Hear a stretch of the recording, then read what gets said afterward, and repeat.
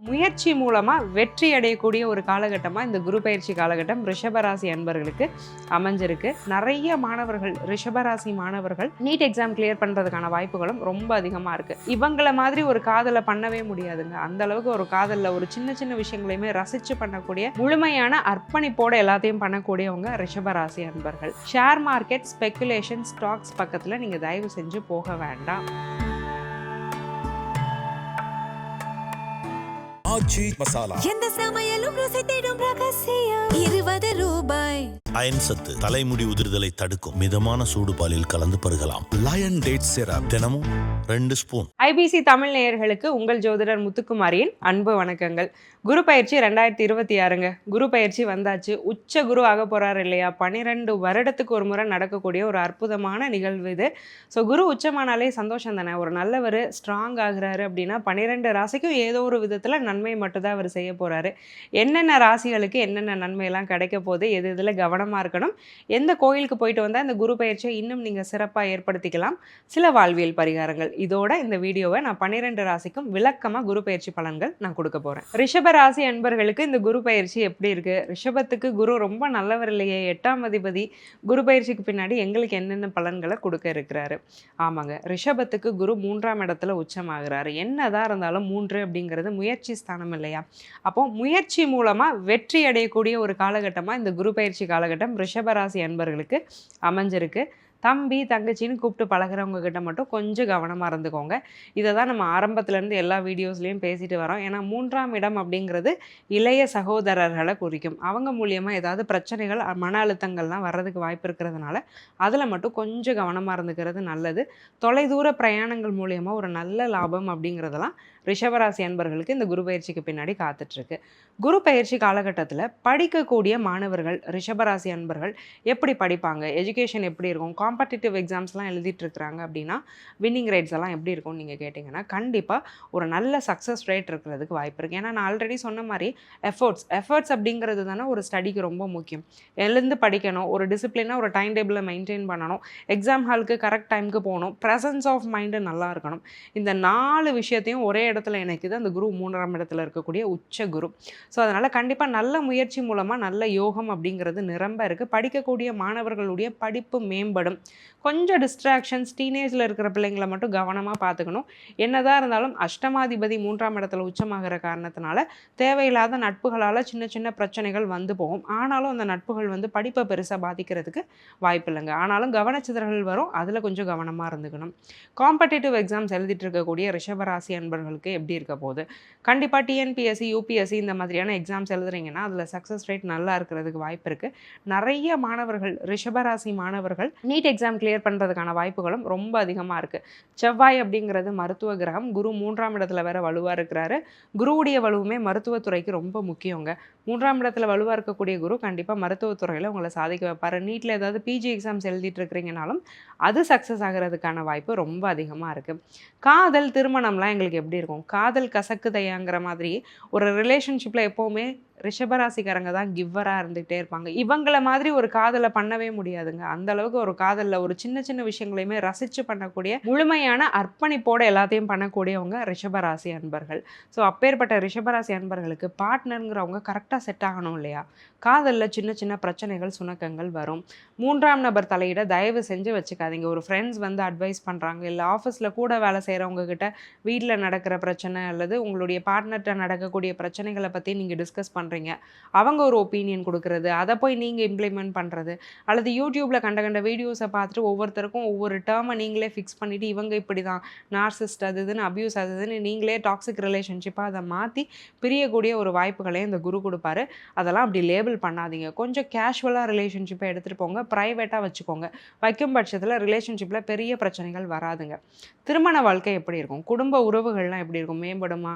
கணவன் மாமியார் மாமனார்கிட்ட பிரச்சனை இருக்குது, இல்லை மனைவி மாமியார் மாமனார்கிட்ட பிரச்சனை இருக்குன்னு ஆண்கள் ஃபீல் பண்ணுறீங்கனாலும் அதில் சில மாற்றங்கள் கண்டிப்பாக வரும். ஏன்னா 8ஆம் அதிபதியாக குரு இருந்தாலும் 3ல் போய் உச்சமாகிறார்ல. 3ஆம் இடம் அப்படிங்கிறத வந்து நீங்கள் ரொம்ப பயப்பட வேண்டாம்.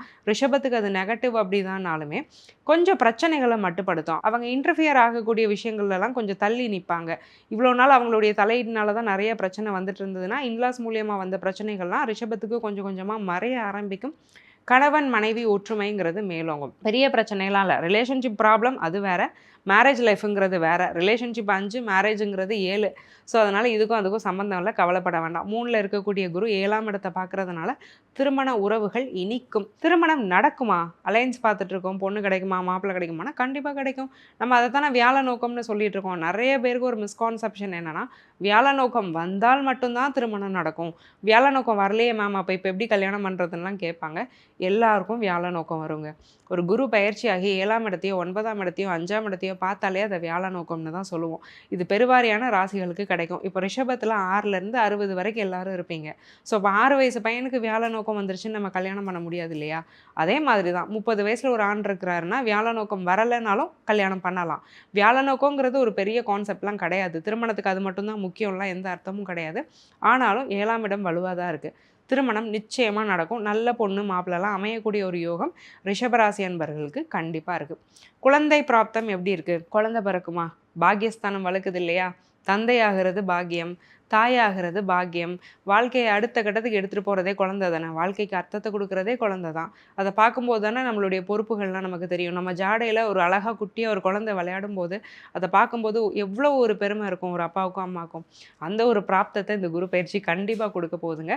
பாக்கியஸ்தானம் வலுவாகிறதுனால ரிஷபராசினியர்கள் அப்பாவா அம்மாவா சந்தோஷப்படக்கூடிய ஒரு யோகத்தை குரு நிச்சயமாக கொடுக்குறாரு. இன்வெஸ்ட்மெண்ட்ஸுங்க, முதலீடு நாங்கள் பண்ணலாமா? வாழ்க்கையை அடுத்த கட்டத்துக்கு எடுத்துகிட்டு போனோம்னா கண்டிப்பாக முதலீடு பண்ணணும்ல. பண்ணலாமா? எது இதில் நாங்கள் பண்ணலாம்? கண்டிப்பாக பண்ணலாம். கோல்டில் பண்ணுங்கள், நிறைய கோல்டில் பண்ணுங்கள், சில்வரில் பண்ணுங்கள், காப்பரில் பண்ணுங்கள். ப்ரீஷியஸ் மெட்டல்ஸ் எல்லாத்துலேயுமே நீங்கள் இன்வெஸ்ட் பண்ணிங்கன்னா அதன் மூலயமா ஒரு நல்ல லாபங்கிறது நிச்சயமாக கிடைக்கும். ஷேர் மார்க்கெட், ஸ்பெக்குலேஷன், ஸ்டாக்ஸ் பக்கத்தில் நீங்கள் தயவு செஞ்சு போக வேண்டாம். என்னதான் இருந்தாலும் 12ஆம் இடம் கொஞ்சம் வீக்காக தான் இருக்குது. ஸோ எந்த சுபகிரக தொடர்போ பார்வையோ இல்லை. நமக்கு ஏற்கனவே 12ஆம் அதிபதி செவ்வாய் வந்து ஒரு பாவகிரகம் தான். அதனால் ரிஸ்கியான கேம்ஸ் எல்லாம் நீங்கள் விளையாடாதீங்க. மெட்டல்ஸ், ப்ரீஷியஸ் மெட்டல்ஸில் நீங்கள் இன்வெஸ்ட் பண்ணும்போது கண்டிப்பாக நல்ல லாபங்கிறது இருக்குது. பூமி யோகம் இருக்குது. எங்கேயாவது லேண்ட் வாங்கணுன்னா தாராளமாக நீங்கள் வாங்கி போடலாம். கடன் வம்பு வழக்குகள்லாம் எங்களுக்கு எப்படி இருக்கும்? புதிய கடன் எதுவும் நாங்கள் வாங்குறதுக்கு வாய்ப்பு இருக்கானா? கண்டிப்பாக கடன் வாங்குறதுக்கான சான்சஸை குரு கொடுப்பாரு. அஷ்டமாதிபதி இல்லையா? அஷ்டமாதிபதி என்ன பண்ணுவார்? ஒரு சுப செலவு தான் நீங்கள் பண்ணுற மாதிரி இருக்கும், அது அவமானத்துக்கு கொண்டு போகும். அப்போது தகுதிக்கு தகுந்த கடன் வாங்கிக்கிட்டீங்க அப்படின்னா சேஃபாக இருந்துக்கலாம். தகுதியை மீறி கடன் வாங்காதீங்க. ஒரு லோன், எக்ஸிஸ்டிங் லோன் இருக்கும்போது அதை க்ளோஸ் பண்ணாமல் அடுத்த லோனுக்கு போகிறத நான் கண்டிப்பாக ரெக்கமெண்ட் பண்ண மாட்டேன். வம்பு வழக்கு வியாஜியங்கள்லாம் எங்களுக்கு எப்படி இருக்கும்? கோர்ட் கேஸ்லலாம் நாங்கள் ஜெயிச்சிடுவோமா? எங்கள் மேலே எந்த தப்புமே இல்லை, ஆனால் ஒரு கேஸில் போய் நாங்கள் மாட்டிகிட்ருக்கோன்னா கேஸ் வந்து கொஞ்சம் இழுக்கிறதுக்கு வாய்ப்பு இருக்குது. நீங்கள் வந்து தோக்கவும் மாட்டீங்க, ஜெயிக்கவும் மாட்டீங்க, இழுத்துட்டே போகும். கோர்ட்டு வீடுன்னு கொஞ்சம் அலையக்கூடிய ஒரு பிராப்தம் இருக்குது. அதுக்கு என்னென்ன விஷயங்கள் பண்ணலாங்கிறத நான் ரெமெடி ஸ்பாட்லேயே விளக்குறேன். ரிஷபராசி அன்பர்களுக்கு இந்த குருவுடைய பார்வை பலன்கள் எங்களுக்கு எப்படி இருக்குது? 7, 9, 11ஆம் இடத்தை குரு பார்க்குறாரு இல்லையா? மூத்த சகோதரரால் ஒரு லாபம் இருக்குது. அண்ணன் அக்கா உதவுவாங்க. அவங்களுடைய அட்வைஸை கேட்டு நடந்தீங்கன்னா பிரச்சனைகள்லாம் கொஞ்சம் குறையிறதுக்கான வாய்ப்புகள் இருக்குது. நல்ல ஒரு லாபம் கிடைக்கும். தொழில் செய்கிறீங்கன்னா அதன் மூலயமா ஒரு லாபம். எதிரிகள் விலகி போகிறது, உங்கள்கிட்ட வம்பு பண்ணிகிட்டே இருந்தவங்க உங்களுடைய பாதைக்கே வராமல் நகண்டு போகிறது, இந்த மாதிரியான பிராப்தங்களும் இருக்குது. 9 வலுக்கிறதுனால அப்பா ஹெல்ப் பண்ணுவார். அப்பாவுடைய அன்பு ஆதரவு எல்லாமே அதிகமாக கிடைக்கும். அப்பா வழி சொத்து ஏதாவது பிரச்சனை இருக்குது, இல்லை அப்பா ஏதாவது உங்களுக்கு செட்டில்மெண்ட் பண்ணணுன்னா அதை பண்ணி தருவார். அப்பா வயதில் உள்ள ஆண்களாலே ஒரு சந்தோஷம் யோகங்கிறது இருக்கும். குலதெய்வ வழிபாடு, குலதெய்வ அனுகிரகம்லாம் கிடைக்கிறதுக்கான ஒரு யோகமும் ரிஷபராசி அன்பர்களுக்கு நிரம்ப இருக்குது. 7ஆம் இடம் வலுத்திருக்கிறதுனால நல்ல பார்ட்னர்ஸ் கிடைப்பாங்க. மனைவி கணவன் மேலே ஒரு நல்ல அன்பு அந்யோன்யம்ங்கிறது ஏற்படும். கணவனும் மனைவியும் சேர்ந்து சொத்து வாங்கக்கூடிய ஒரு யோகத்தெல்லாம் இந்த 7ஆம் இடத்துக்கு இருக்கக்கூடிய குரு பார்வை கொடுக்குது. எந்த கோயிலுக்கு போயிட்டு வந்தால் நாங்கள் இன்னும் நிம்மதியாக இருப்போம்? பணப்புழக்கம் அதிகமாகணும், வாழ்க்கையில் ஒரு நிம்மதி வேணும், பிறக்கக்கூடிய குழந்தை நல்ல நேரத்தில் பிறக்கணும், இன்வெஸ்ட்மெண்ட் பண்ணுறதெல்லாம் நல்ல லாபம் கொடுக்கணும். ரிஷபராசி அன்பர்கள் எந்த கோயிலுக்கு போயிட்டு வரலாம்? ஸ்ரீரங்கம் போயிட்டு வாங்க. திருச்சி ஸ்ரீரங்கம் ரங்கநாதரை ஒரு சாயங்கால நேரத்தில் சாயரட்சை காலம்னு சொல்லுவோம். அப்போ போய் அவரை வழிபாடு பண்ணும்போது நல்ல மனோநிலையில் நல்ல மாற்றங்கள்லாம் ஏற்படும்.